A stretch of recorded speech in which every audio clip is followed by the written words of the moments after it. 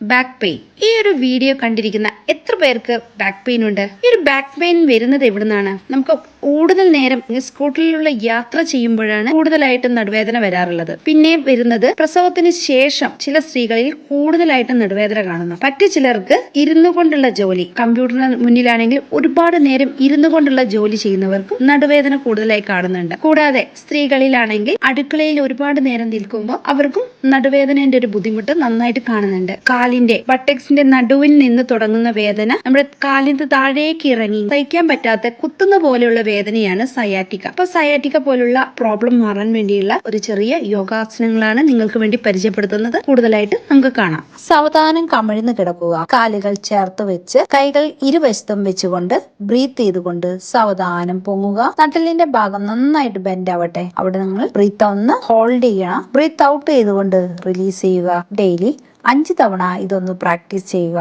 അടുത്ത എക്സസൈസും കമിഴ്ന്ന് കിടന്നുകൊണ്ട് തന്നെയാണ്. കാലിന്റെ തൊടയിലേക്ക് 2 കൈകളും വെക്കുക. താടിത്തറയിൽ ടച്ച് ചെയ്ത് വെക്കുക. സാവധാനം കാലുകൾ ശ്വാസം എടുത്തുകൊണ്ട് മാക്സിമം നിങ്ങൾക്ക് പൊക്കാൻ പറ്റുന്നിടത്തോളം പൊക്കുക. അതോടൊപ്പം തന്നെ ബ്രീത്ത് ചെയ്യേണ്ടതാണ്. ആ ബ്രീത്ത് ഒന്ന് ഹോൾഡ് ചെയ്യുക. സാവധാനം എക്സേൽ ചെയ്തുകൊണ്ട് റിലീസ് ചെയ്യുക. വീണ്ടും അടുത്ത കാലും ഇതേപോലെ തന്നെ പ്രാക്ടീസ് ചെയ്യുക. സാവധാനം മലർന്ന് കിടക്കുക. കാലുകൾ മടക്കി വെച്ച് കൈകൾ ശരീരത്തിനോട് ചേർത്ത് വെച്ച് നട്ടലിന്റെ ഭാഗം പതിയെ ഒന്ന് പൊക്കി കൊണ്ടുവരിക. ബ്രീത്തിങ് ചെയ്തുകൊണ്ട് സാവധാനം നട്ടലിന്റെ ഭാഗം പൊക്കുക. അവിടെ വെച്ചൊന്ന് ഹോൾഡ് ചെയ്യുക. ശ്വാസം വിട്ടുകൊണ്ട് റിലീസ് ചെയ്യുക.